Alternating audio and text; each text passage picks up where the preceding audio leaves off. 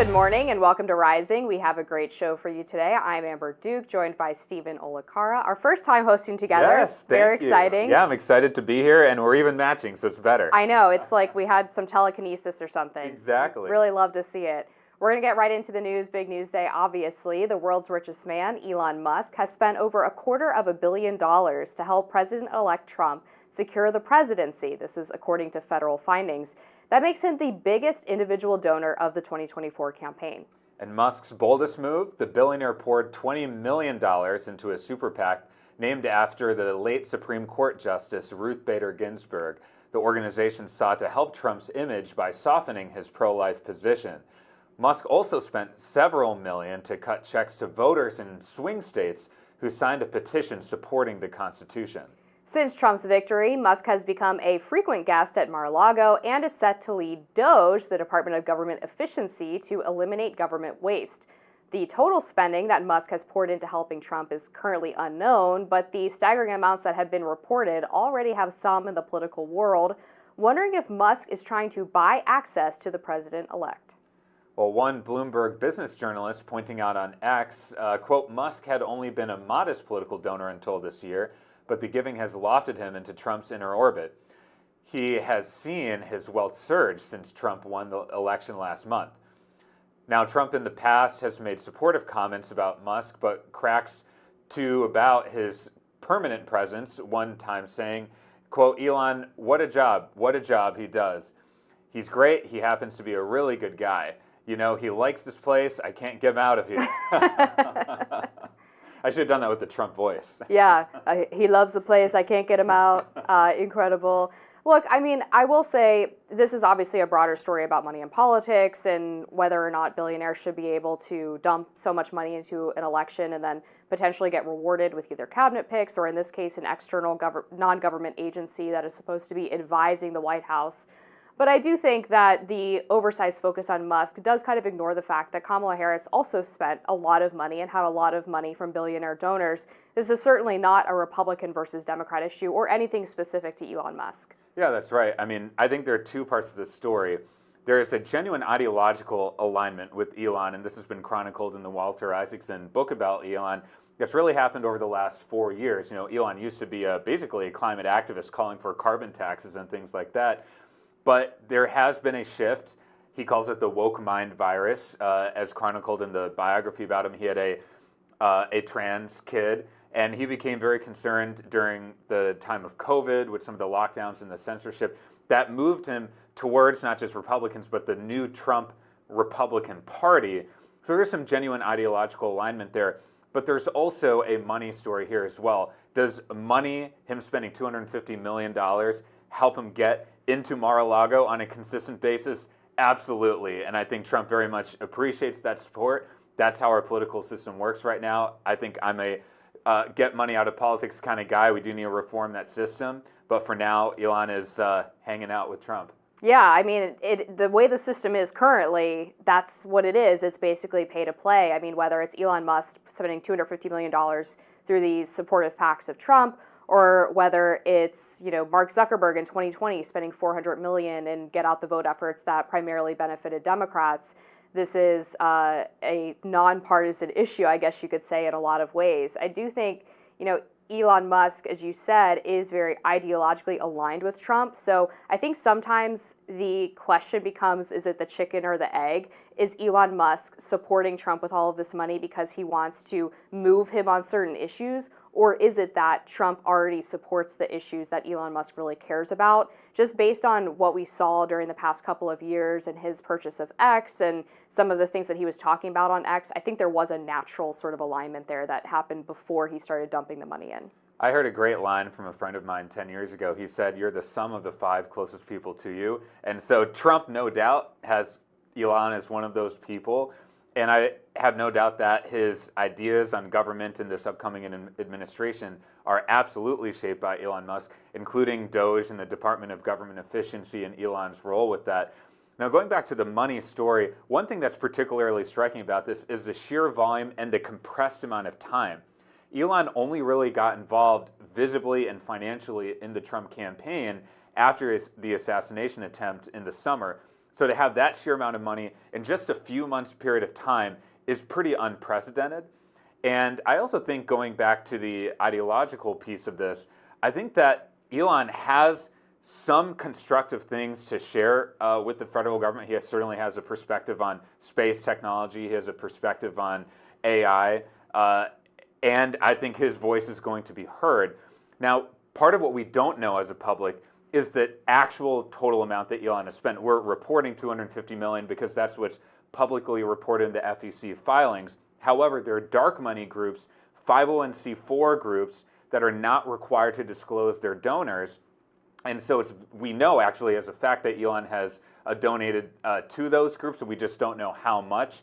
That is also a system that needs to be reformed. What I found really interesting about Musk's involvement, too, is how much the Trump campaign was willing to outsource a significant amount of its ground game in some of the swing states like Wisconsin, Michigan, and Arizona to America PAC and affiliated entities, right? I mean, they were very much aligned with the Trump campaign's idea of turning out low and mid-propensity voters and used Elon Musk's money to have employees out knocking doors for those efforts. And so it was a very bifurcated effort, and there were a lot of outside groups that were helping Trump, whereas maybe the Kamala campaign was more internal DNC oriented and sort of one large behemoth. So you kind of saw two different strategies from these camps. But one thing that I do always go back to when it comes to the money in politics question is that when we do see that Kamala Harris has outspent Trump pretty significantly, I think the total amount between her official campaign and then the PACs that were supporting her was close to $2 billion. Trump was about $1.5 billion with all of those various efforts. Obviously, you can't win just based on money, right? There has to be an underlying message that the American people resonate with. Right. And that was what we saw in this election, was that even though Kamala Harris significantly outspent Trump, there was something about what Trump was selling the American people that they really liked and latched onto, regardless of how much money Elon Musk or anybody else individually put in.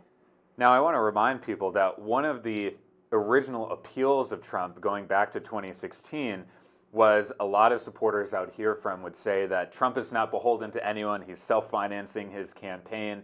There is the famous moment on the debate stage where he called out Jeb Bush and all his super PAC donors. Yeah. And we got to get rid of these super PACs. Now, me at the time, certainly not a Trump fan, but I am a political reformer. I was like, yeah, more of that. Let's call out Jeb Bush and his super PAC donors.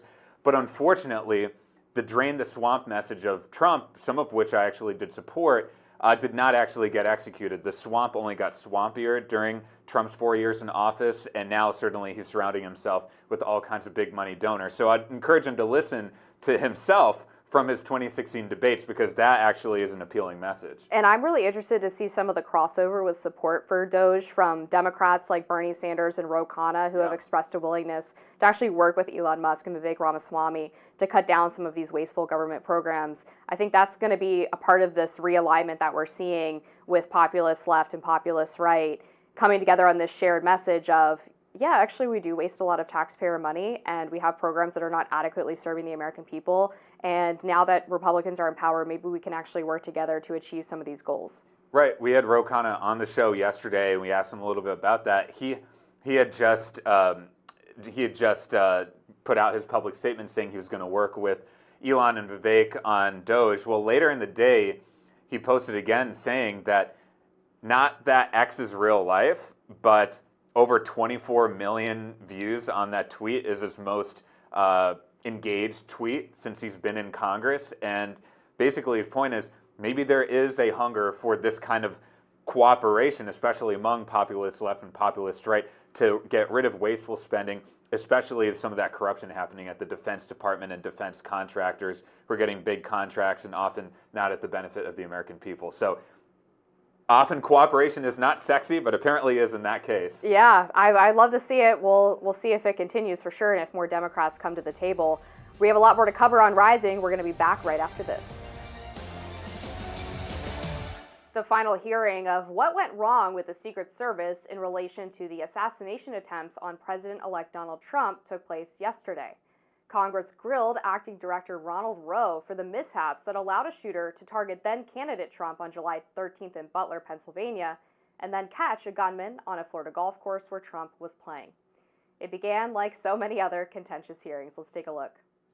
Congressman, I think I was appointed July 23rd, and I was there on the 24th or 25th. But you were the second most senior member of the Secret Service. You could have gone. And I was managing from here the crisis. We actually Okay, so you didn't go. dispatched. Got it.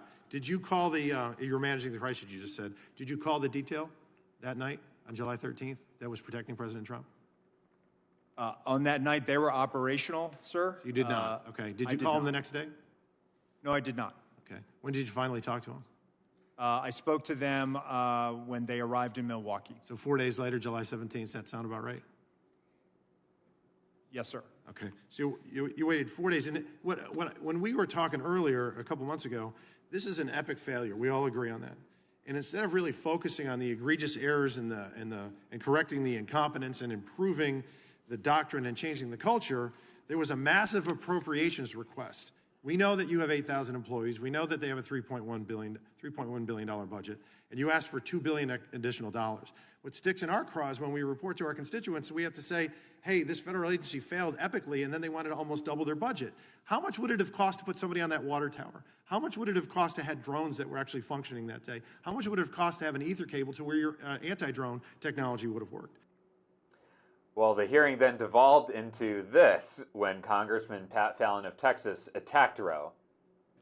So actually, Congressman, what you're not seeing is the sack of the detail out of the picture's view.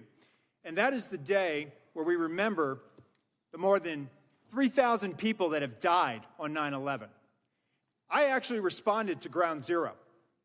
I was there going through the ashes of the World Trade Center. Mm-hmm. I was there at Fresh Kills. I'm not asking you that. I'm asking you, Congressman. Were you the special agent in charge? To show respect You were not. for a Secret Service member that died on 9/11. You were trying to be. Do not invoke 9/11 for political purposes. I'm not. I'm invoking this. You are, sir. Gentlemen, and you are out of line. I would like to ask him a question. Please. You are out of line, Congressman. Don't try to bully me. I am an elected member of Congress, and I'm asking you a serious question, and you are playing politics. I am a public servant who has served this nation, and you won't answer the question. On our country's darkest day. Committee will come to order. Committee will come to order. I'm asking you serious questions for the American people, and they're very simple. They're not trick questions. Were you the special agent in charge that day? No, I wasn't. I was there representing the United States Secret Service, sir. Mr. Fallon, your time's expired. Did not affect protective operations. You know why you were there? Because you wanted to be visible, because you are auditioning for this job. I was there to pay respect for a fallen member of this agency. You endangered President out of line, Congressman. Vice President Harris's life because you put those agents out of position. Mr. Did Chairman. you have a radio with you? Mr. Fallon, your time has expired. I did, sir, and you are out of line. Okay, very testy indeed. So what Congressman Fallon was asking about there was a moment where there was a 9/11 memorial service, and Ronald Roe was there with the Vice President Kamala Harris and the President Joe Biden. And the allegation is that he moved his normal position, which was 3 rows behind the chargees, to right next to them amid this photo op. And his explanation is, well, I served at Ground Zero. I was involved in the cleanup efforts of 9/11, the rescue efforts. So basically, I deserve to be standing next to the president and the vice president. But the question was really about whether or not he moved away Secret Service members who were there to protect the vice president and the president so that he could basically get front and center photo op positioning. And his reaction to that, Susan Crabtree, who's been doing amazing reporting on the Secret Service all summer since the assassination attempt, really angered members of the Secret Service rank and file who said that he was basically trying to deflect from this legitimate line of questioning by making it about 9/11 itself. And they were very disturbed by his reaction to that. Well, I think his reaction is quite revealing. That is not the kind of tone or tenor that any kind of, whether acting or permanent, director of the Secret Service should have. Clearly, he felt quite sensitive about that subject, and certainly 9/11 is a very sensitive subject for people. But I think it's interesting when you look at the room there in that video, pretty empty room, by the way, a lot of members of Congress not there, and frankly, a lot of staffers I talked to on the Hill, some of these hearings get so boring, they're actually happy when things kind of explode a little bit and make things interesting. you notice from the video too that it was a congressman who suddenly kind of exploded out of nowhere, and then certainly the director kind of matched him in that kind of shouting match. I think the root of this issue here is we have to go back to the assassination attempt on Donald Trump. There's a real reason why the Secret Service is being looked into. There needs to be accountability. There's absolutely no reason why that gunman should have had a clear line to the former president of the United States at that rally in Butler, Pennsylvania. I'm sure we've all seen videos where bystanders, civilians who are walking around, who are not law enforcement professionals, but they still spotted this guy going up to the roof and talked to local police, and ultimately they still were not able to do anything about that shooter. It's completely unacceptable.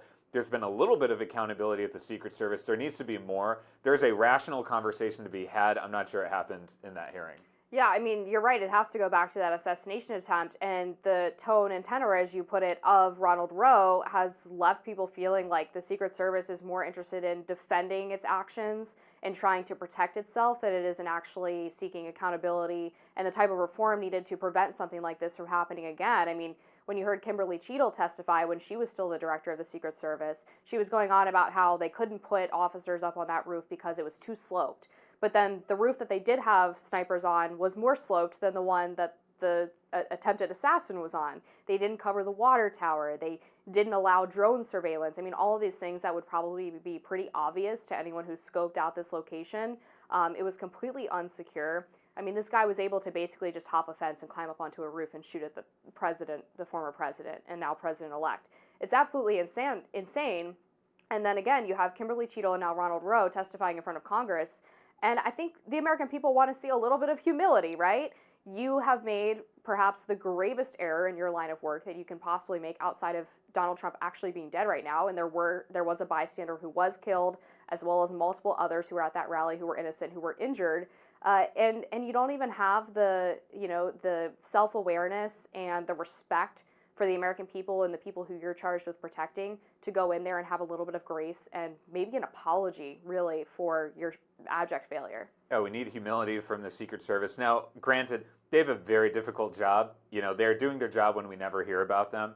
And you're doing all of this preparation and putting in all these resources for the possibility of a moment like what happened in Butler, Pennsylvania.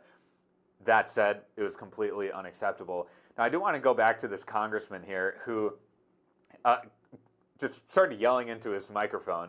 And I think it's interesting because I remember I've had the opportunity to testify on the Hill before. I remember one particular experience where I was going with a group of interns. I wanted them to kind of see what that experience is like. I remember after the hearing, the intern said, I can't believe that all members of Congress, they're basically cordial. They had a rational conversation across party lines. There were a couple performative moments, but that's not what you see on social media. So unfortunately, so many of these hearings don't get any attention. The ones that are deserving often get the least attention. But in this case, the congressman, he's calling out the acting Secret Service director for wanting the photo op and wanting to get the attention. But I have a pretty good feeling that the congressman is doing that exact behavior for himself to be seen as tough on the FBI or on the Secret Service director. He's definitely getting a news cycle out of this. We're now talking about it. And so I do think the congressman needs to self-reflect on his conduct in these hearings. Well, we definitely know that when staff are writing these questions or these lines of inquiry and the Congress people are working with them, that they're often looking for that viral moment. That's right. I would say in this case, it was more justified than not, just given the sensitivity of the nature of what they were asking about. But point taken that screaming into your microphone is usually not a good look. All right, we have a lot more topics to cover on Rising. We'll be back right after this.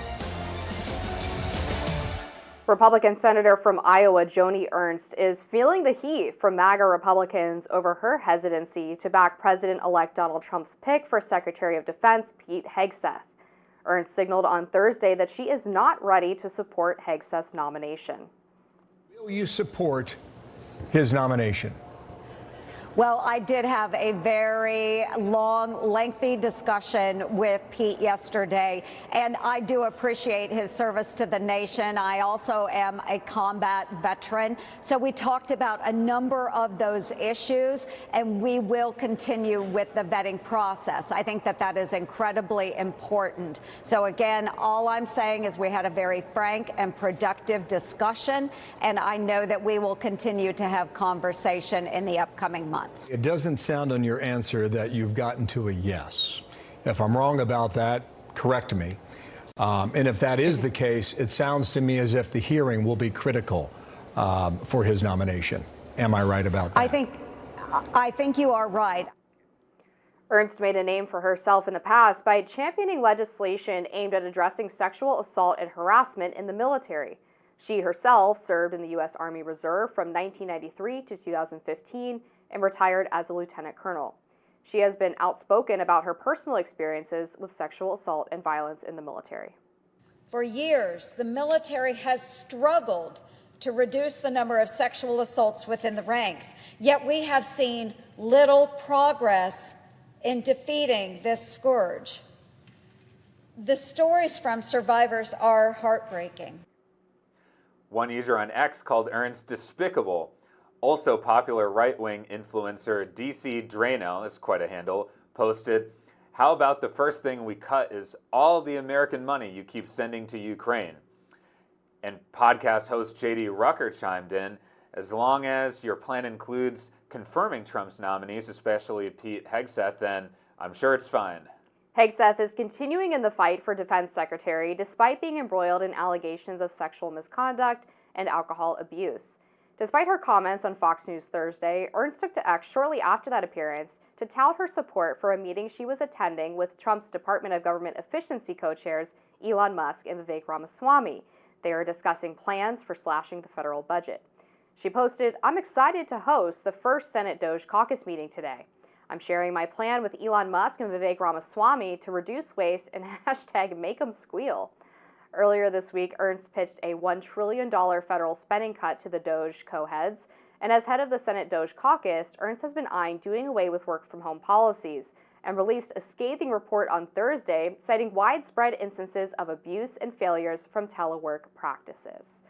So you win some, you lose some, I guess, for Joni Ernst. She's obviously getting a little bit of that street cred back with her work with Doge and Elon Musk and Vivek Ramaswamy. I think people were really excited about her report talking about telework practices. A significant amount of the federal government is still work from home. I think it's fair to say that if you're getting a taxpayer-funded salary, maybe you should go into the office. I don't know, maybe you feel differently about that. I'm sure there are some hybrid situations for some employees that are fine. But yeah, she's taking a lot of heat for her position on Pete Hegseth. People are not happy that she is holding up potentially his nomination. She's obviously not the only one on the Republican side who has concerns about some of the allegations that came out. But I think the Senate only has a limited number of vetoes on Trump's nominees. They used one on Matt Gaetz. I'm not sure if they're going to be able to force out Pete Hegseth in favor of Ron DeSantis, as some outlets have been reporting, but we'll see what happens. Well, I think it's interesting, first with Joni Ernst, there have been some people in the MAGA world who are starting to threaten a primary challenge. We're not quite there yet. I would say she's still relatively politically safe in Iowa. And I think that her concern here is pretty genuine about her, first of all, her background in the military as a reformer around sexual assault in the military, which has been a great, an important bipartisan issue over the years. And I think she's genuinely troubled by Hegseth's background, and she's trying to basically signal her opposition to him without getting totally called out by Donald Trump and the MAGA base. There have been some people who've even floated her name for Secretary of Defense. I think that makes her critiques a little bit harder. In the past, you've seen senators who've torpedoed different nominees, but not necessarily putting themselves up to replace those nominees. And one thing I noticed yesterday with Pete Hegseth is had this headline talking about, I will commit to not drinking while on the job, which is never a good day if that's the headline about you. And so I think Hegseth himself is inviting a lot of this criticism.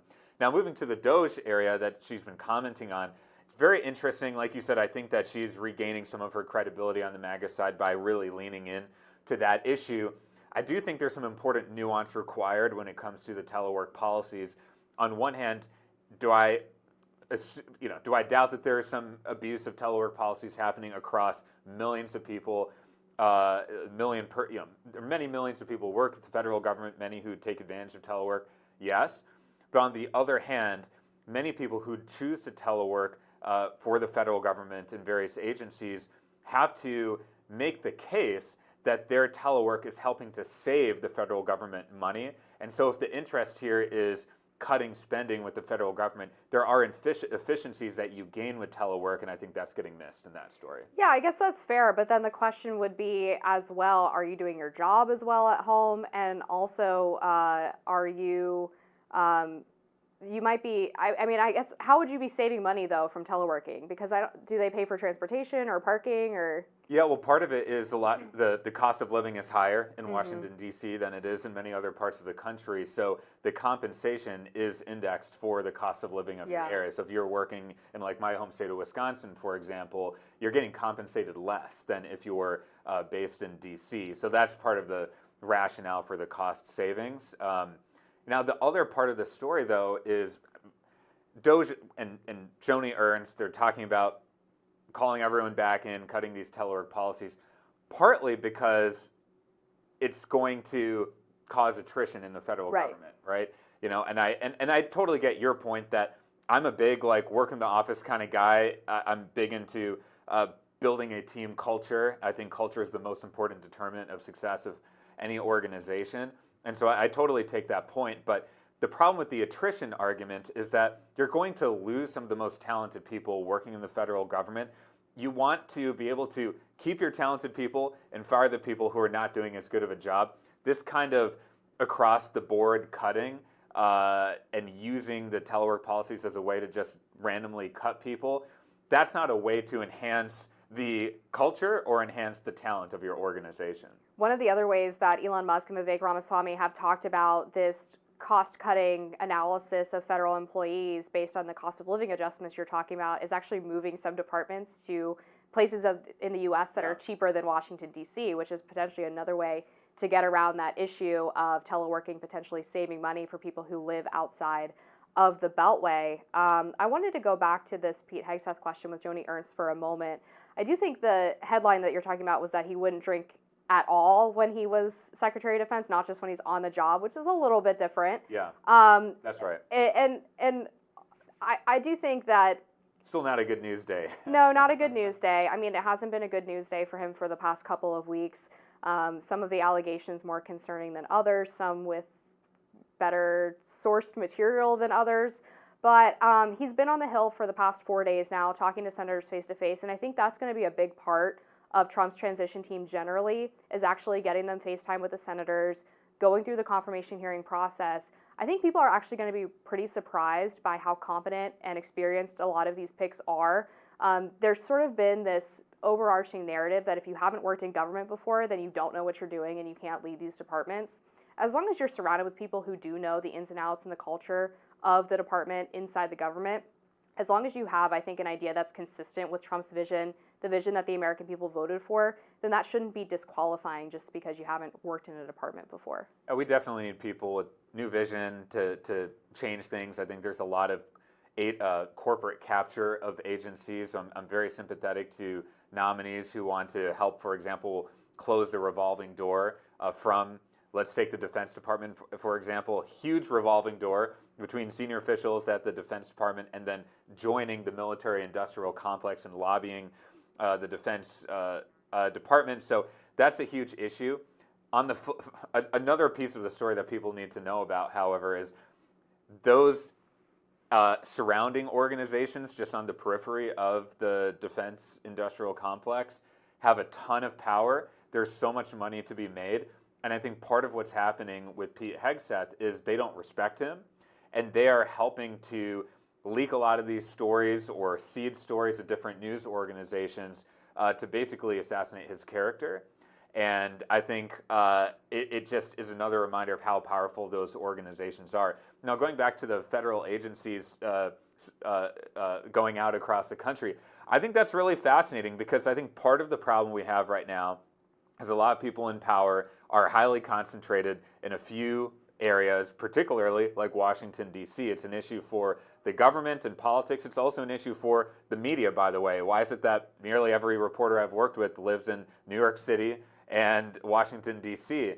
There's a whole rest of the country out there. I've spoken previously on the show about how shows like The View should consider relocating to the Midwest. I think that would really help them reconnect with people. And I think a similar principle applies for the federal government. Totally agree. I mean, when you're living in one of the wealthiest enclaves in the country with a very different culture from most of the continental U.S., that's a problem with making policy as being generally out of touch with the American people. We're going to have to move on. We're out of time on this segment, but we're going to be back with more Rising after this. Diversity, equity, and inclusion, or DEI as it's known, appears to be going a bit out of style. The University of Michigan on Thursday announced that it is slashing the diversity statement requirement from its hiring process. It is also considering a broader move away from DEI policies. In other words, they're no longer demanding tenured and incoming faculty to outline how they would promote diversity, equity, and inclusion in their teaching. The decision comes as the university joins other schools in overhauling sprawling DEI programs. These statements are credited with helping public universities build more diverse faculties, but critics maintain that DEI is a form of compelled political speech that is often used to evade legal restrictions on affirmative action. At least 9 states have banned DEI requirements per the Chronicle of Higher Education, with my home state of Wisconsin as well as Ohio and Missouri axing them from public universities last year. MIT in Massachusetts and Harvard's Faculty of Arts and Sciences have as well.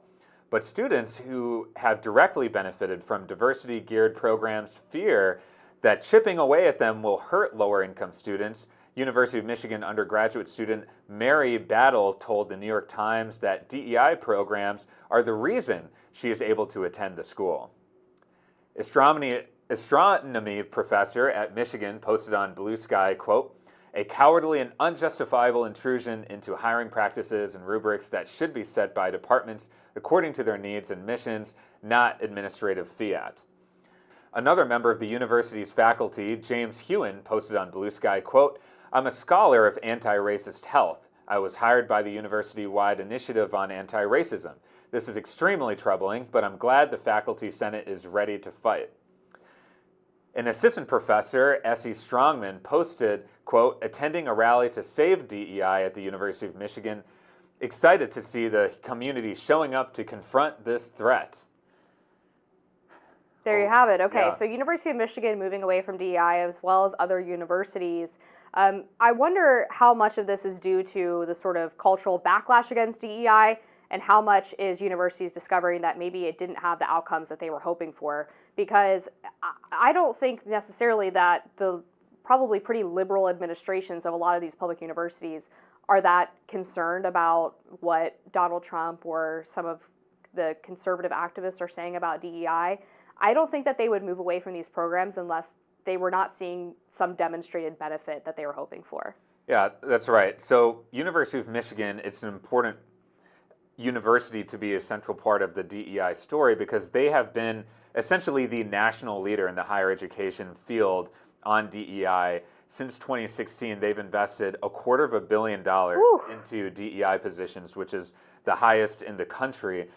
And the outcomes are part of the issue here, and you hinted at that. So since 2016, black enrollment has not increased at Michigan, and black students don't feel more comfortable. And that was part of what the DEI programs were aimed at doing. And so that's part of the issue here. I think there is obviously a lot of good intent with DEI programs. I worked very closely with them when I was a student at the University of Wisconsin-Madison, some really great people working to help students that come from very disadvantaged backgrounds get started at a university, help them feel comfortable, help to give them financial scholarships. There are programs like the Posse program that do that very effectively. The problem now is, though, that DEI has become a cultural war kind of issue, and it's now becoming counterproductive. So I actually support a major reform to these DEI programs. I think that we need to focus more on how we can be creating a more diverse cultural campus climate where you hear from a variety of viewpoints. And I think that's more of what the spirit is intended to do, but the brand is disallowing them from doing now. Yeah, I mean, it clearly prioritizes a certain racial makeup over intellectual diversity, which colleges are severely lacking in. I mean, if you look at the breakdown of professors' political affiliations, there's something like 50-1 Democrat to Republican in professor makeups in some departments at universities. Even in econ departments now, it's like 10-1, 15-1, which you would think would be a more conservative field. And I think the obvious answer to a lot of the concerns that universities have about making sure that they're giving disadvantaged students the opportunity is to focus more on class differences and giving benefits to lower income students as opposed to doing it based on race, because you would still be impacting a disproportionately Black population because they are disproportionately low income in the United States, but you wouldn't be doing it in a way that is perceived as discriminatory based on race. So, for example, when I was at Georgetown, I was part of the Georgetown Scholarship Program, which is a program for first-generation and low-income college students. Yeah, it's a great program. And it was mostly Black and Hispanic students. I was one of the few white students in it. But it wasn't because they weren't accepting white students, but just because the people who were applying to Georgetown and getting in who were low income happened to be disproportionately Black and Hispanic students. And I think that's a more equal opportunity way of addressing this problem of only elites having access to major universities. And when I was at Georgetown, I was very troubled by some of the reaction by students to what they viewed as racism in the university, because one of their things that they were trying to achieve when they would protest against the administration, particularly in the aftermath of the death of Michael Brown in Ferguson, was they were claiming that there weren't enough Black professors on campus and that they needed to hire a certain percentage of Black professors in order to be truly diverse. But Georgetown actually already had a higher percentage of Black professors than there are Black people in the general U.S. population. So it raises this important question of, okay, well, what's the stopping point? Like, at what percentage or what number of Black and brown faculty are you going to be satisfied that the campus is sufficiently diverse? Is it 20%, 30%, 50%? Because clearly making it commensurate with the general population wasn't enough for you. And I think that's where people were like, okay, you all have gone too far, you're way out over your skis, and now you're actually making it difficult for Asian and white professors and students to have equal opportunity as well. Well, one reason why I think a lot of Midwestern universities like University of Michigan, my alma mater, University of Wisconsin, struggle with diversity programs is just the states themselves, where they primarily draw students from, are not incredibly diverse. Like, for example, in Michigan, there's campus population is 5% students of color or Black, versus the state as a whole has 14% of residents that are Black. So they're still below where the state average is, but still there isn't, we're not talking about some other states where there's a lot more diversity.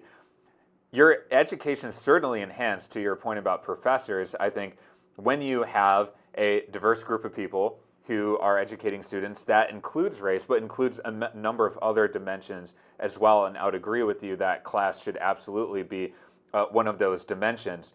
I think one of the other problems that I've seen among a lot of the DEI programs on campus, which for everyone to understand, there's a historical basis for them. A lot of the sort of modern regime of programs are rooted in 1960s social justice movements. And I think some of those programs have not been sufficiently updated.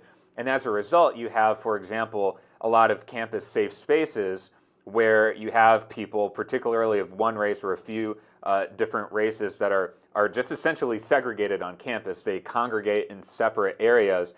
And Michigan's DEI programs were meant to actually fix some of those problems, where students from a more variety of backgrounds are able to integrate and work together. And that didn't necessarily happen. So that, I think, is what needs to change. And in the words of one of my mentors, who runs a great organization called Interfaith America, he says, speaking about campus diversity programs, diversity is not just about the differences you like. And I think that's a really beautiful way of summing up, I think, how these college programs need to change. Yeah, I'll make one final point on this before we wrap, but I think no one is really taking the problem seriously as well if they're not focusing on early primary education, because the reality is if you're getting to the college level and you're perhaps having lower standards for a group of people because you want to give them a greater opportunity, you're actually setting them up for failure, and you're doing a disservice to them, because we see, for example, in law schools that Black law graduates have a lower bar passage rate. And why is that? It's because they have lower LSAT scores going into law school and are basically beyond the point where they can go through the remediation necessary to get to the level that they need to be through that process. If you're not starting in early education, then you're basically completely behind the ball, and you're going to be having these students take out potentially hundreds of thousands in student loan debt to not even really get the same outcome that a comparative student with the higher entry requirements would. So I think it's sort of a misplaced area to be addressing perhaps disparities in education. Right. I'm sure we've both heard about students, first-generation students, they go to elite colleges and law schools and business schools. They feel like they're fish out of water. Mm-hmm. More programming to help students deal with that so they can truly benefit from the education and not feel so isolated. That would go a long way. We have a lot more to cover on Rising. Stick around. We'll be back. Aaron Rodgers ain't for everybody. Rodgers has shared controversial and crazy conspiracy theories. It just feels like you're either for him or against him. What you just saw is a clip from Netflix's new documentary on NFL star quarterback Aaron Rodgers. Rodgers is an elite pro football player with a Super Bowl ring and multiple league MVP titles. He was smeared by the mainstream media as an anti-vaxxer and conspiracy theorist after the coronavirus pandemic broke out. In 2021, when sports resumed, NFL players were given an ultimatum: get the COVID shot or hang up your cleats. Rodgers opted out. He was raked over the coals by the media. Let's watch a little more. Losing friendships, family. It was heartbreaking. Here come the Jets. Rodgers has something to prove. It is on. People getting to see behind the curtain. Have you thought about going into politics? Once I started my spiritual journey, everything shifted. The metamorphosis is happening. Most people are not doing the walking. I'm not most people. While Rodgers got slammed by establishment types, this documentary is being touted as a comeback of sorts, not just from his nearly career-ending torn Achilles, but for his personal convictions as well. Well, I'm a Green Bay Packers fan, so Aaron was our longtime quarterback. I have a lot of thoughts and feelings about him. He brought us to the promised land with the Super Bowl, and I should disclose that I'm a part owner. Okay. I'm a proud shareholder of the Green Bay Packers. I do attend the shareholders meetings, and I stick to the end with the marketing and audit committee updates. Most people just stick around for the fun football updates. But I think Aaron Rodgers is an important sports figure to look at in the lens of how our politics has shifted. Aaron Rodgers, we hear about the ayahuasca and things like that, which I've never done myself. Can't say I have either. Yes, although I hear a lot of great things about it. You know, he basically, him and I, we do have some mutual friends, and from all accounts, he was basically a liberal hippie from Northern California, and he has stood up for a number of important causes, including human rights in the Democratic Republic of Congo and many other important issues. But that all started to change in 2020 and 2021 with the COVID pandemic, and his choice to, in his words, get, quote, immunized when he actually did not get the COVID shot.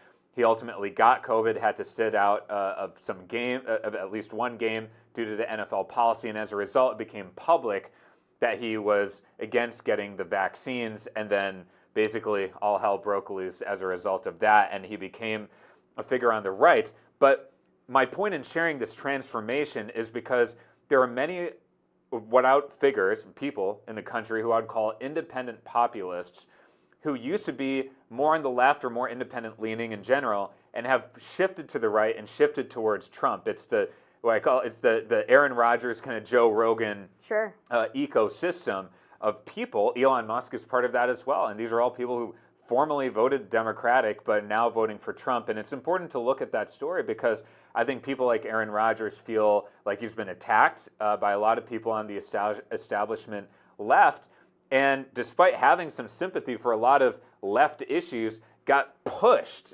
to the political right where he wants to be able to speak more freely about things. And And for people who only get their view of Aaron Rodgers through reading the New York Times, I encourage you to check out the Pat McAfee show, where he goes on once a week and you get to know him more as a person. You may disagree with his views, but at least you can humanize him as a person. He's not an evil person. He is a person that is an independent thinker and certainly espouses a number of views that I disagree with. I should note that, but at the same time, he's a very interesting voice right now. Yeah, I love his appearances on the Pat McAfee show. And when you go back to what he was saying about the pandemic and the vaccines, he turned out to be right about a lot of it. I mean, his whole point was we are some of the healthiest people in the world, being professional football players, particularly quarterbacks. I mean, linebackers might be a different story. They have comorbidities potentially through obesity. But when you're a quarterback, you're not having that issue. And the vaccine was most beneficial in reducing death and severe side effects for people who had multiple comorbidities, maybe didn't need to be taken by people who were otherwise healthy. We know now that the vaccine did not stop you from actually getting COVID or spreading COVID, but it was more about reducing the symptoms.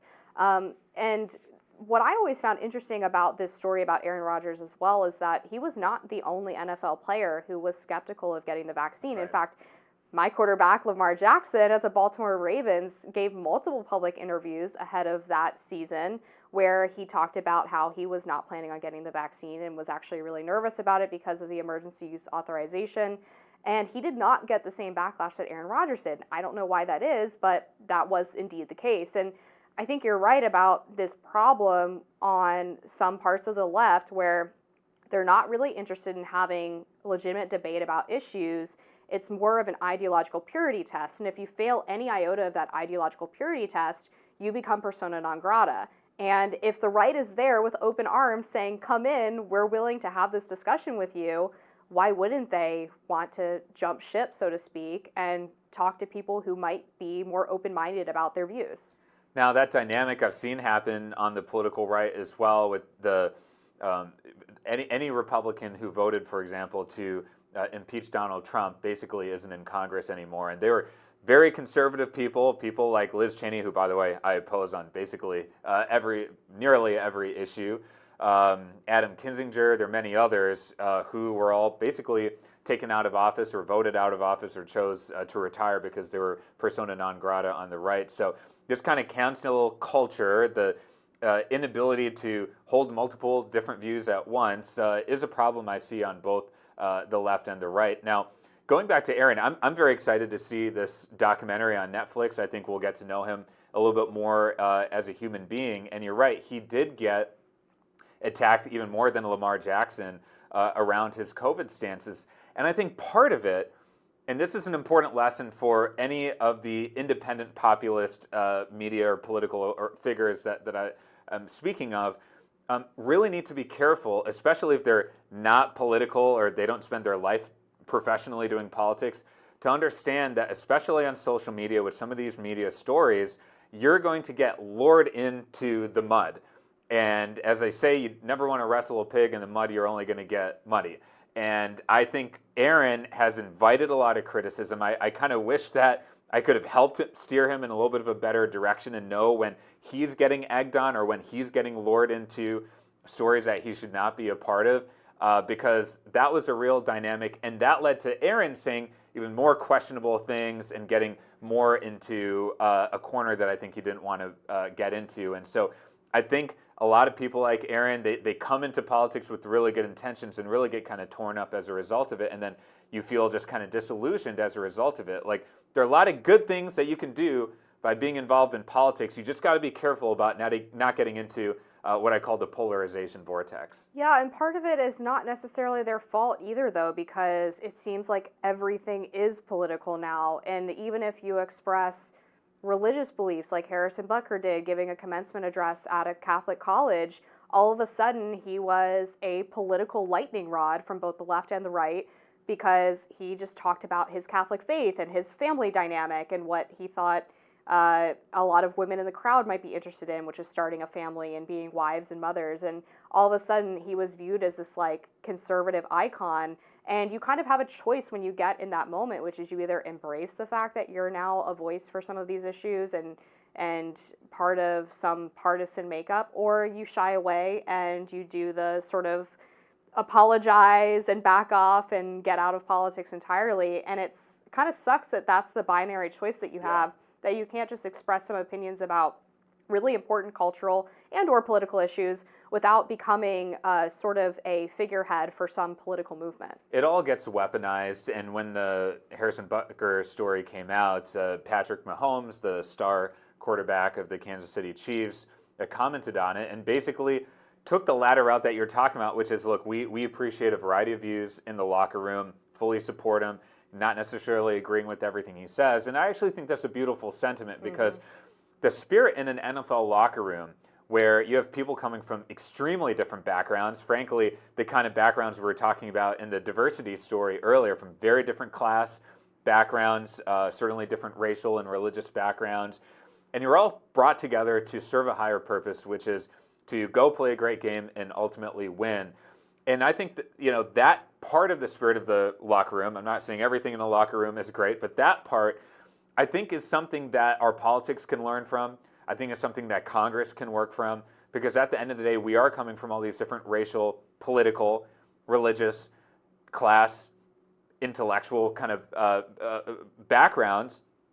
And we have to be able to have conversations, because that's what humanizes those perspectives, and that's what allows us to find often uncommon areas of common ground. We're seeing that, for example, with the Doge story, people like Bernie Sanders and Elon Musk. So that's what we need more of. Let's learn that from the football locker room. Totally. I think sports has long been a unifying force in American life, and that's what the danger of politicizing everything about it is that you kind of lose that commonality and just rooting for a team and being part of that community. We're going to cover more on Rising after this.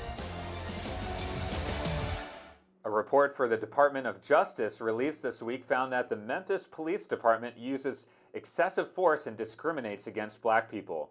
The investigation was launched after the beating death of Tyree Nichols after a traffic stop in 2023.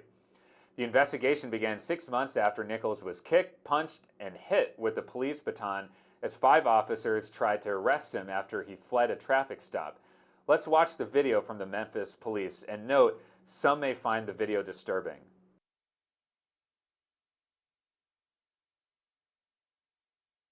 You get your ass blown the off. Get the up. Get the up. Damn, I didn't do anything. Hey, I didn't turn your ass around. All right. On the ground. The report says that, quote, Memphis police officers regularly violate the rights of the people they are sworn to serve. It went further and said that the Memphis police show, quote, a pattern or practice of excessive force and routinely exhibited discrimination against black people and those with behavioral health disabilities. The report revealed that a black person was 13 times more likely to be stopped. That means the police department routinely conducted racial profiling by making unlawful stops, searches, and arrests. Despite these findings, officials in Memphis, Tennessee have pushed back against calls for greater oversight of the city's police department. In a news conference on Thursday, Mayor Paul Young said the city has been taking steps to address police abuses. He pushed back against the city entering a binding agreement with the federal government, which is known as a consent decree. We believe we can make more effective and meaningful change by working together with community input and independent national experts than we can with a bureaucratic, costly, and complicated federal government consent decree. The death of Tyree Nichols and the subsequent findings go to the heart of tensions facing police and policing around the nation. There's been more reporting on the persecution of black people by police since Black Lives Matter, which erupted in 2020 after the murder of George Floyd.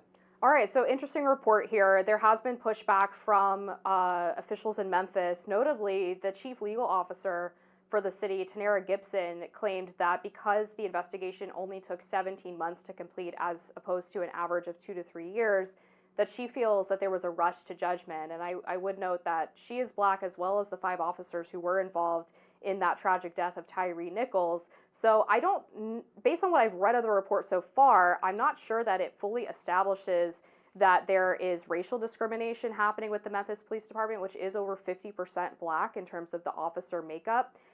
Is there police abuse? Probably. I'm sure there is in every city. But I would stop short of agreeing with the Department of Justice conclusion that this is a racially motivated issue and not a power issue? Well, people, including this Justice Department report, they're certainly pointing to race, but they're also pointing to people with disabilities. And so I think as so many of these stories try to get weaponized, it's talked about in terms of race, but also in terms of what they're describing as behavioral health issues and people with disabilities. The report did find that an 8-year-old black boy with behavioral health issues was grabbed by the responding police officer, lifted into the air, and thrown onto a couch. They're handcuffing children as young as 8 years old as well. So we are seeing some abuses that are very troubling. And I think when you zoom out and look at police departments around the country, there has been a very important conversation about how they can reform their practices. Now, being the job of a police officer is extremely difficult. I have friends who are police officers. The one thing they tell me all the time is that they wish they had more training, they had more resources for training. They're constantly in these very difficult, very sensitive and emotional situations. It has a huge impact on the police officers personally, but there are constructive bipartisan solutions to address this issue. And I think, as this report is pointing out, there is excessive force. I think one example of excessive force is chokeholds, and I think I've seen some interesting left-right alignment around reforming the practice of chokeholds in many police departments, and there are other opportunities as well. So I hope that this whole investigation sprung from the Tyree Nichols case, and I'm glad they're looking into it further. Sure, yeah, and I definitely am often concerned about conversations to reform the police, because sometimes we get to conversations like defund the police, which are hugely counterproductive. Yeah. If you want police to behave better in these fraught situations, then the question would be about training and potentially more funding, not less. Why are you going to take away the resources that they need to make sure that they're hiring the best officers and training good people? What happens when you remove funding from police departments is they end up hiring people who are less qualified for the job, and you actually are exacerbating the exact issues that you're trying to get rid of. And there's been a lot of conversation about how police do deal with people with disabilities, particularly mental disabilities, because they're often going into situations where someone could be having a mental health crisis or something similar, where things escalate very quickly. And there's been talk about de-escalation tactics. One of the issues that I've heard from police officers is they have a lot of concern about some of the alternative solutions that have been suggested for this, which is to send in mental health professionals instead of police officers. And although they may be better trained in de-escalation tactics, one of the concerns is if a situation does turn violent, are you then putting someone who is a mental health professional but not trained to handle potentially violent situations in a situation where they could end up getting hurt? And then if they're even accompanied by a police officer, they now have two people that they're concerned about rather than just the one. Yeah, way too often in America, we're asking police officers to be social service workers, and that's not what they're trained for. That's not what they're supposed to be doing. And we certainly need the mental health support, social service workers who can do those things, and police do the things that they're trained to do. You mentioned de-escalation. That's another area that I'm seeing interesting alignment between left and right, is more training around de-escalation. That's something that a number of police officers are calling for right now. And another solution that's come out is developing a registry of essentially bad cops in America, because one thing that happens is you have a bad cop who uses excessive force, is discriminatory perhaps in one police department, but then they move to a different police department, perhaps in a different state, and they might not be aware of some of those issues. And so if you can share that information across police departments across the country, that can be helpful as well, and that's getting bipartisan support. Yeah, I mean, that should seem pretty obvious to me. And I have to say, one of the reasons why I think this has become such a fraught partisan issue is because of the rise of Black Lives Matter, particularly in 2020, because they were one of the groups pushing the defund the police solution, as they put it. And I think they created a lot of unnecessary fear and really exaggerated fear about the police, which has made it harder for both police to do their jobs and for citizens to feel like they can trust the police and have a good relationship with them. You have a majority of Democrats who believe that the number of unarmed black men who are killed each year by police is in the thousands. It's like a dozen. I mean, one is too many, sure. But even if you look at the Washington Post database of police shootings of unarmed black men, and that 12 to 14 number that's been consistent from 2014 to 2024, you see that if you actually look at the individual cases, a significant portion of them attacked the police officer before they were shot. So even if they didn't have a gun or a knife, they were still maybe trying to beat this police officer or take their sidearm, for example. And so you end up getting down to about 5 cases where there was an actually unjustified shooting, and there's maybe 4 out of 5 where the officer was ultimately held accountable for their actions. Again, if there's one where the police officer didn't face accountability, that's bad and we should fix that. But I also think it's important for us not to overstate the problem, because that just creates this really fraught, tense relationship between police and civilians when I think generally speaking, both of those groups are trying to do the best they can. They're trying to, and I think the more they can build community relations, community policing is really important. Interestingly, some of the areas where you see the least support for defunding the police is from primarily black and brown communities in places like my hometown in Milwaukee. Now, I can also think about some of the activists who called in the wake of George Floyd defunding the police. Now, a lot of activists, they kind of get their talking points from social media, and it becomes kind of a slogan. And for policymakers, making policy based on slogans, not a good idea. There's a lot of support for actually refunding the police right now. But some of the spirit, just to add a little bit more context to the defund the police, was also about this issue of police officers being asked to do things that they don't do or aren't trained to do. Like, you really need more social support for people who are dealing with drug addiction or mental health challenges. We need to fund those services as well. That was some of the spirit that I heard from my friends who are active in the defund the police movement. Now, some of those same people who were calling for defund the police, not so much talking about that right now. Unfortunately, Kamala Harris was one of those individuals, and she has absolutely paid the price for that. So part of the other thing I'll just quickly point to here is, in the wake of George Floyd, there was initially a constructive process in Congress for a justice and policing reform legislation. And unfortunately, what happened with that quickly was it got sucked into this polarization vortex where people who are driving that bill wanted it to be a partisan issue. They wanted it to be only a Democratic issue. And even when they had the opportunity to get some constructive ideas from Republicans, people like Senator Tim Scott, for example, they said, we actually don't want to hear your ideas.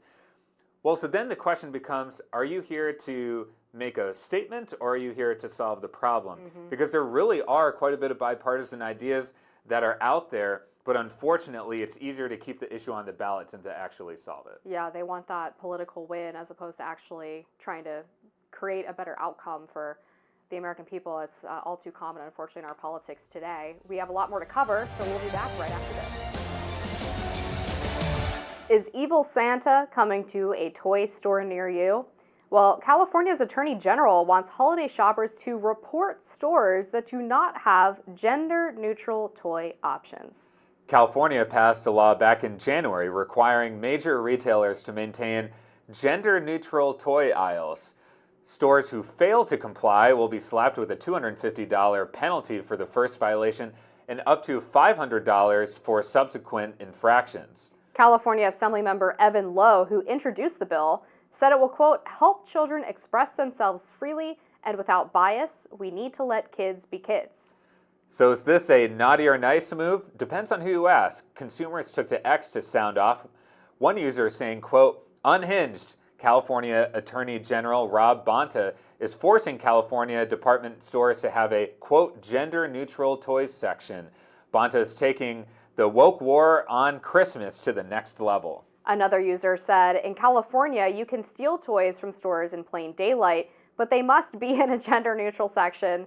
Make it make sense. Okay, initial question for me, what is a gender-neutral toy? Okay, I've looked this up. This includes radical things like puzzles that can help foster social skills and cooperative play, puppets that can help kids communicate more easily and express their feelings, and board games that can help children work on complex tasks and solve problems. So part of what's going on here, I feel like this is a wing of the Democratic Party that is struggling to win on policy or elections nationally. Now, I know that Assembly member in California, Evan Lowe, worked with him on a number of bipartisan things with my organization, Future Caucus, which works with young elected officials. So he's a great guy. I'm not going to be trashing him. But I'll do it for you. Yeah, go for it. Go for it.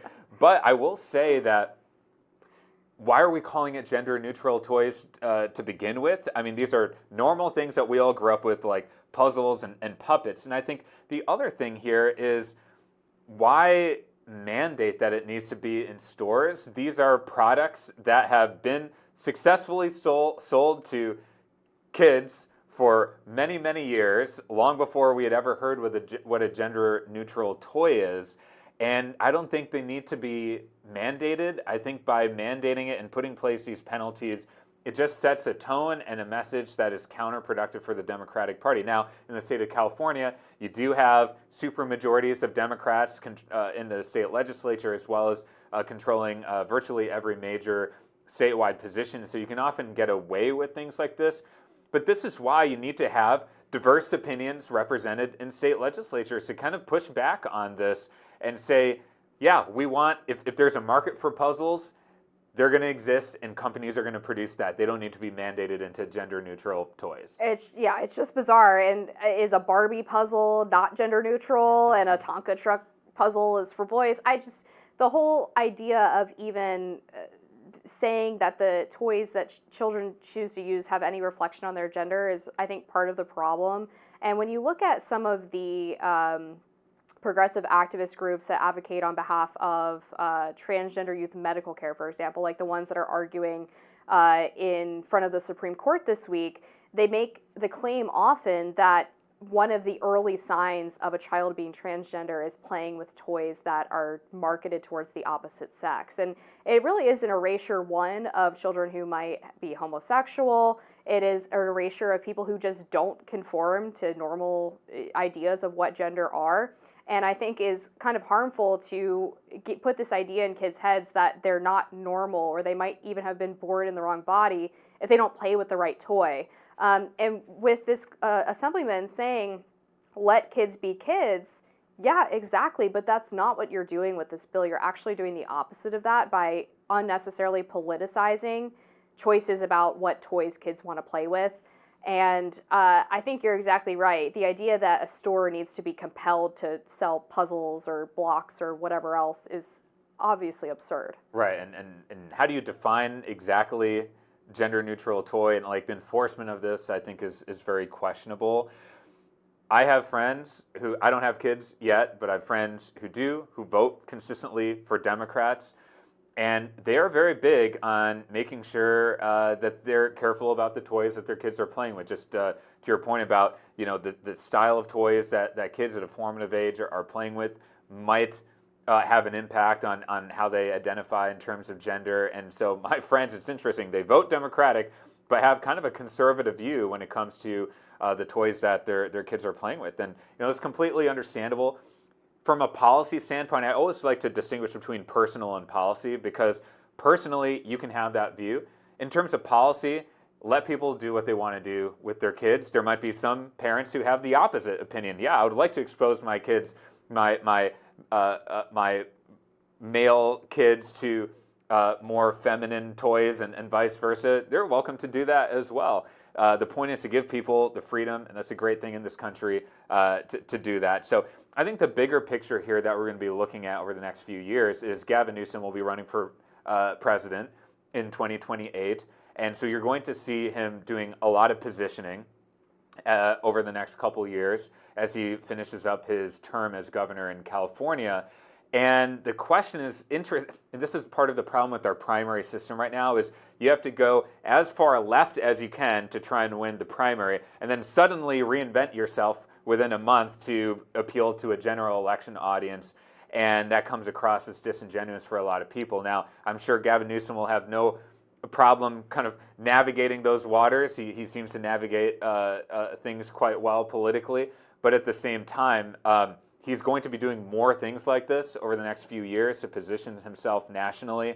And the problem is, and I've seen this in Wisconsin, where our Governor Scott Walker, a Republican, ran for president. You try and do things for a national audience, and it doesn't work for you in your state audience, and your approval rating goes down, and he's going to face that problem. Yeah, I think that's true, and he's already been trying to he's vetoed a few progressive bills, but then apparently signed this gender-neutral bill. So it's not exactly clear what tack he really is taking going into 2028 because he's kind of moved both ways. He's trying to be a little bit of a shapeshifter, but just based on the fact that one of the most influential ads from the Trump campaign was the they-them ad against Kamala Harris this past election, it seems like the Democratic Party would do well to move away from this kind of hyper-focus on gender, especially when it comes to children. A lot of parents, when you poll them, are not interested in this kind of gender ideology that the left likes to talk about.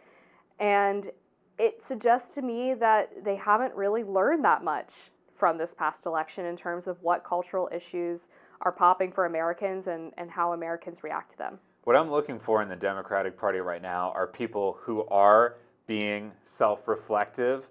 They are asking the question, what am I missing? Mm-hmm. From the most enlightened Democrats I've spoken to, they're asking that question right now. Even those who I would describe as living in an echo chamber, in a coastal echo chamber, the more enlightened ones are saying, what am I missing right now?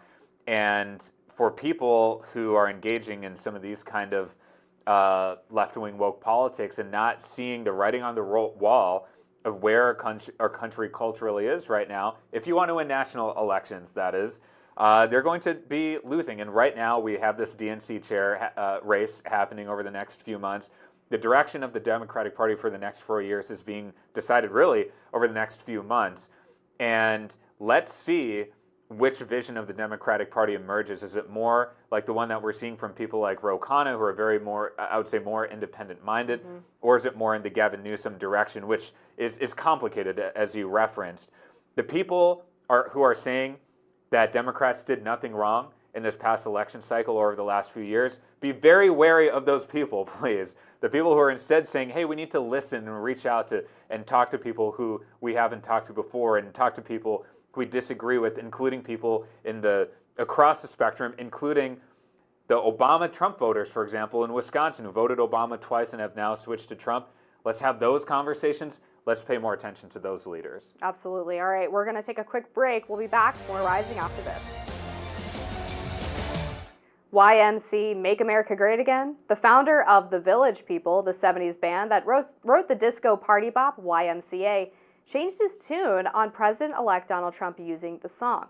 After years of requesting that the Trump campaign stop using the iconic anthem, even suing Trump at one point, Victor Willis finally gave the president-elect the green light to use the hit. Here he is explaining his change on Fox News Thursday. I decided to allow the president-elect's continued use of Y.M.C.A. because he seems to genuinely like the song. And, you know, so many other artists were stopping him from using their music. So I decided to contact BMI and told them not to terminate his political use license because he seemed to be bringing so much joy to the American people with his use of Y.M.C.A. But because the president-elect has done so much for Y.M.C.A. And brought so much joy to so many people, the song has actually gone back to #1, and it's still #1 today. So if he were to ask Village People to perform the song live for him, we'd have to seriously consider it. Well, great outfit there. Trump, who was named Patriot of the Year at Fox Nation's Patriot Awards, heard Willis loud and clear. Here he is celebrating after accepting the award. Let's watch. You can go, I said, young man, when you're short on your dough, you can stay there, and I'm sure you will find many ways to have a good time. It's fun to stay at the Y.M.C.A. The Trump campaign tried to use other artists' songs before, like Bruce Springsteen's Born in the USA and others, including Beyonce, the Foo Fighters, Adele, Pharrell, and at least a dozen others. Well, this song has become quite a phenomenon. A friend of mine said Trump made politics pop culture, and you know, Trump with this song, I would say the Y.M.C.A. song has now achieved the status that some of the all-time great songs have achieved in terms of having a signature dance. I think about Psy's song Gangnam Style. The Weeknd had Blinding Lights, where these dances go viral on TikTok, and it makes these artists careers in many cases. Now, in this case, part of the interesting part of the story is that people are saying that Y.M.C.A. was like a gay anthem, and now it's a MAGA anthem. And, you know, it's something that I hear a lot of people joking about kind of behind the scenes. I don't know if that's exactly true, although I know many of my gay friends love the song, and MAGA loves the song as well. That's the great thing about America and the great thing about music, why I love music, and I'm a musician as well, because it helps to weave together some of the most disparate strands of American life. Another great example I think about is like Johnny Cash, who his music appealed to punk rockers and evangelical Christians and everything in between. So this Y.M.C.A. song is apparently doing that, and I love it. Yeah, I think it's awesome. And going back to this gay anthem question, I think beyond just being loved by gay people, there was a narrative that was sort of being pushed on social media that the song was about gay people gathering at the Y.M.C.A. And the creator actually took issue with that and said, no, this was about the Y.M.C.A. just being a community spot,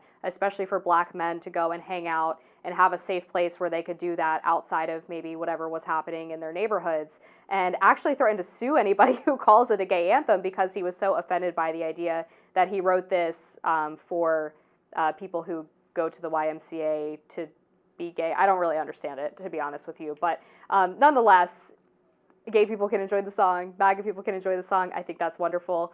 A nice little cross-cultural moment. And it is amazing to see how the Trump dance has gone completely viral. You see professional athletes now doing the dance in celebration when they score goals or touchdowns, or even on the golf course when you hit a good shot. The MMA fighter, when he won recently at UFC, he went into it as well. I'm not going to do the dance. Sorry, keep going. Totally fair. But I think it's a huge shift from 2016 and even 2020, where there was this this movement of the silent Trump supporter, of people who were really scared to publicly express support for Trump or even be seen as adjacent to Trump or normalizing Trump because there would be so much backlash against them from the media or what have you. And now we're in a place where you're kind of allowed to post about the president-elect or do a dance that was popularized by the president-elect.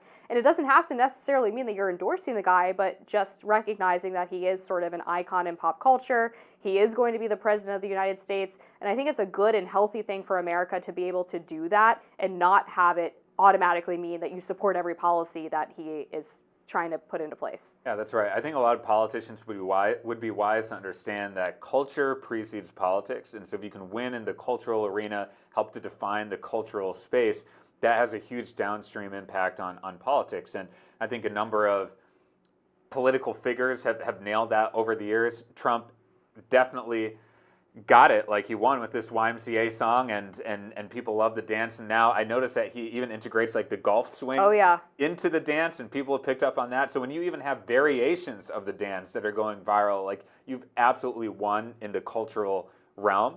But Obama had his theme song was the U2 City of Blinding Lights. That became his signature song. And I'll honestly say, you know, there's a lot of Kamala Harris bashing going on right now because obviously her campaign did not succeed. But when she came out with that Beyonce song, Freedom, and her campaign brand was Freedom, that popped. That's part of what I think helped to create a moment where the vibes were so high in the summer and August going into September. So I think if a campaign can nail the song selection, which is hard to do, does not always happen, it pays dividends because it helps define the brand of the campaign, it helps define the message of the campaign. You might even get some of those endorsements. I guess in the case of the Y.M.C.A. song, the Village people were initially against it, but now they're for it. I'm sure they're thrilled with all the Spotify views. Oh, I bet. They're probably raking it in. And I think a broader part of this connection between politics and pop culture, too, is authenticity, right? And one of the reasons why I think the Trump dance has been so popular is that he's not forcing anything to be cool. It's just kind of him doing like a middle-aged to older dad dance that they would do at a wedding, and he's doing the golf swing because he loves to golf. And it's not like a super hip-hop or TikTok famous song. It's an old classic hit from the 70s, and he just kind of embraces who he is and doesn't try to too hard to be hip, right? It's very organic and kind of natural, which is why I think it resonates with people, because it doesn't come across like he's intentionally trying to create a viral moment. He's just doing it because he kind of likes it and it's fun. That's cool. I wish more politicians sort of just embrace that instead of doing all of these cringy kind of viral things and trends to try to seem like they're cool. It's like, we know you're not cool. It's actually more cool to just be yourself and be kind of authentic. That's like the most radical thing of a politician, but the hardest thing to do, apparently, just be yourself. Exactly. All right, that's going to do it for us today on Rising. As always, be sure to like, share, and subscribe so you never miss any content. And for those of you who like to listen while on the go, we are now available anywhere you listen to podcasts. All right.